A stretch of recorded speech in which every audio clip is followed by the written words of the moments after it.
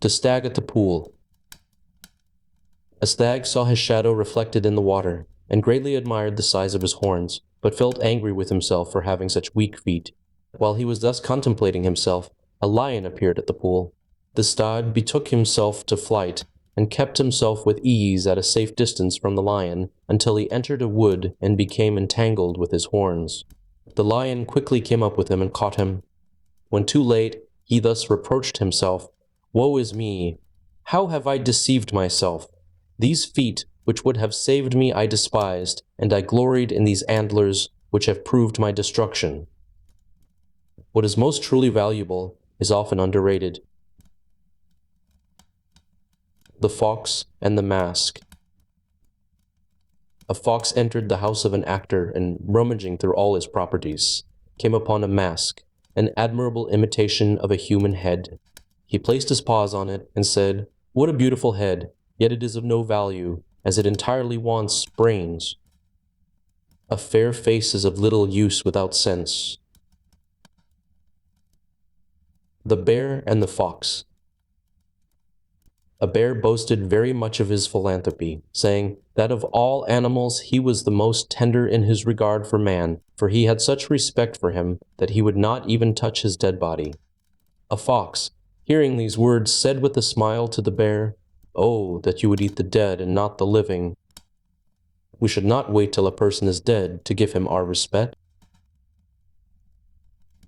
Heads. The Wolf and the Lamb. A wolf, meeting with a lamb astray from the fold, resolved not to lay violent hands on him, but to find some plea which should justify to the lamb himself his right to eat him. He then addressed him, "Sirrah, last year you grossly insulted me." "Indeed," bleated the lamb in a mournful tone of voice, "I was not then born."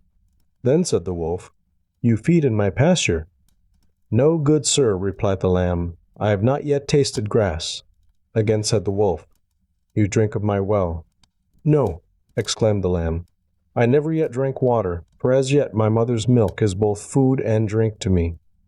On which the wolf seized him and ate him up, saying, "Well, I won't remain supperless, even though you refute every one of my imputations." The tyrant will always find a pretext for his tyranny, and it is useless for the innocent to try by reasoning to get justice, when the oppressor intends to be unjust.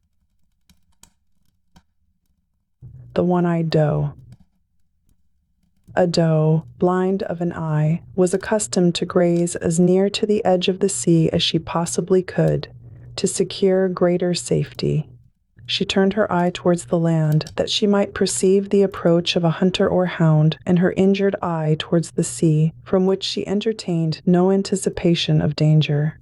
Some boatmen, sailing by, saw her, and taking a successful aim, mortally wounded her.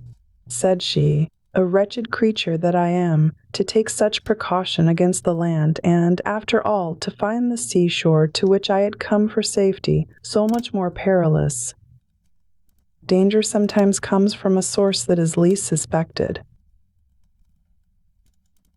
The Dog, the Rooster, and the Fox. A dog and a rooster, traveling together, took shelter at night in a thick wood. The rooster perched himself on a high branch, while the dog found a bed at the foot of the tree. When morning dawned, the rooster, as usual, crowed very loudly.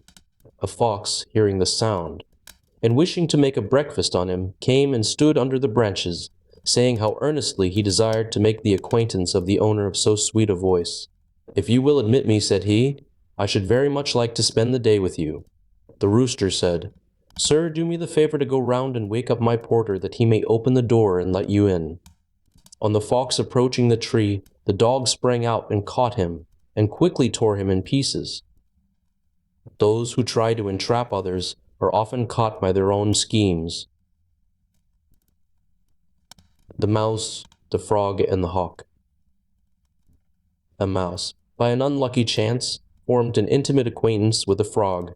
The frog one day, intent on mischief, bound the foot of the mouse tightly to his own. Thus joined together, the frog led his friend toward the pool in which he lived, until he reached the very brink, when suddenly jumping in, he dragged the mouse in with him.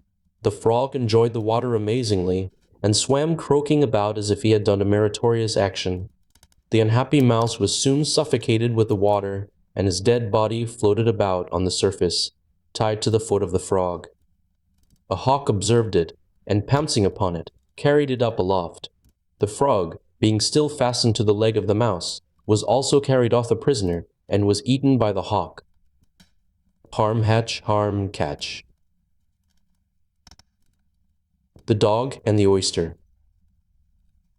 A dog, used to eating eggs, saw an oyster, and opening his mouth to its widest extent, swallowed it down with the utmost relish, supposing it to be an egg. Soon afterwards, suffering great pain in his stomach, he said, "I deserve all this torment, for my folly in thinking that everything round must be an egg. Who acts in haste repents at leisure." The Wolf and the Shepherds. A wolf passing by saw some shepherds in a hut eating for their dinner a haunch of mutton.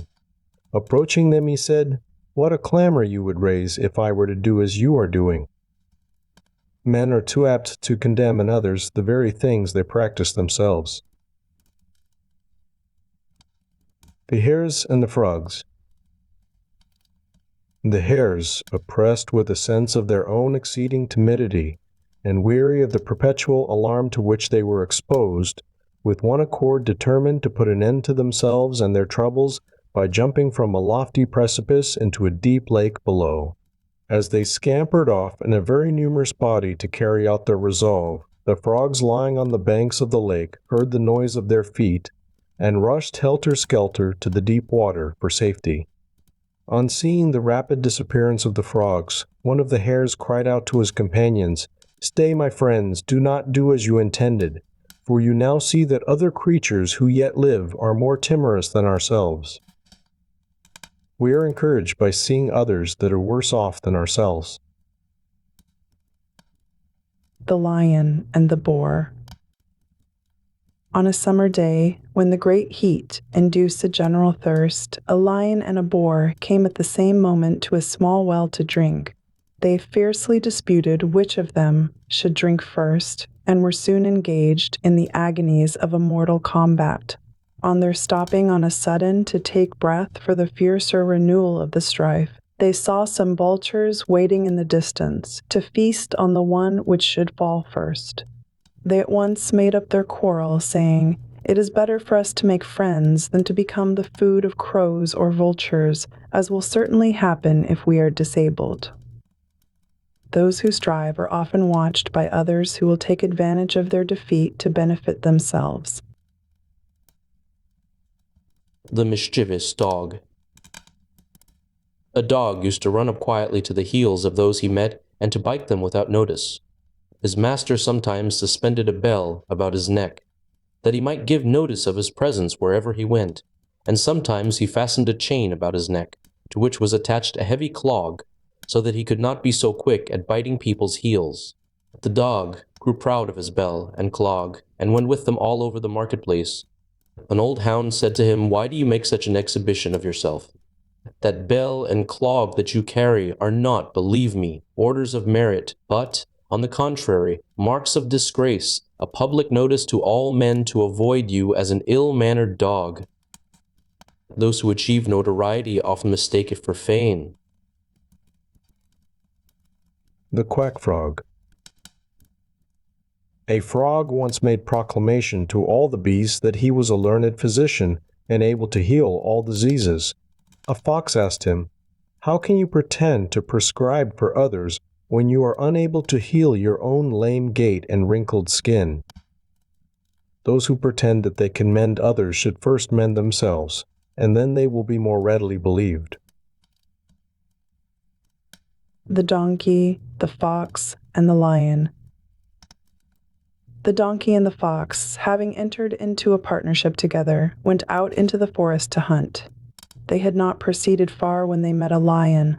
The fox approached the lion and promised to contrive for him the capture of the donkey if he would pledge his word that his own life should be spared. On his assuring him that he would not injure him, the fox led the donkey to a deep pit and contrived that he should fall into it.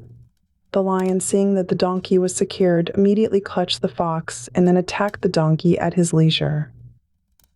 Traitors must expect treachery. The wolf and the sheep. A wolf, being sick and maimed, called to a sheep who was passing and asked him to fetch some water from the stream. "For," he said, "if you will bring me drink, I will find means to provide myself with meat." "Yes," said the sheep, "if I should bring you the draught, you would doubtless make me provide the meat also." Hypocritical speeches are easily seen through. The rooster and the jewel.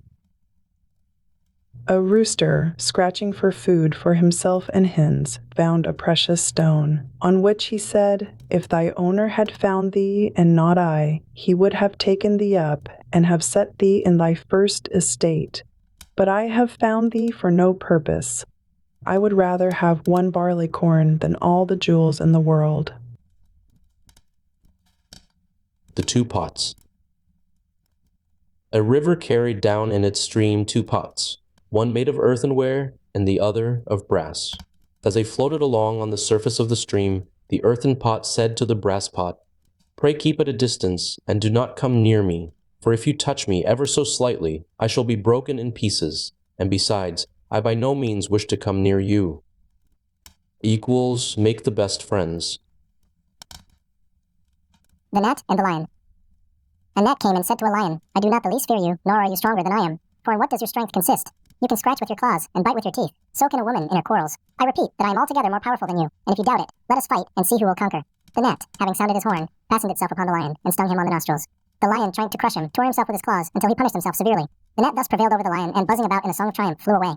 But shortly afterwards he became entangled in the meshes of a cobweb, and was eaten by a spider. He greatly lamented his fate, saying, "Woe is me, that I, who can wage war successfully with the hugest beasts, should perish myself from the spider." The widow and her little maidens.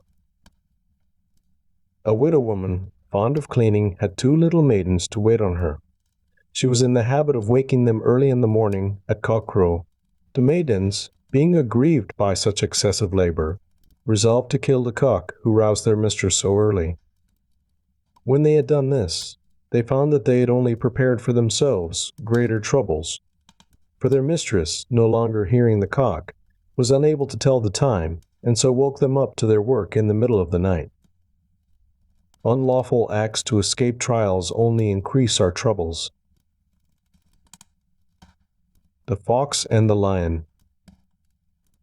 A fox, who had never yet seen a lion, when he fell in with him by a certain chance for the first time in the forest, was so frightened that he was near dying with fear.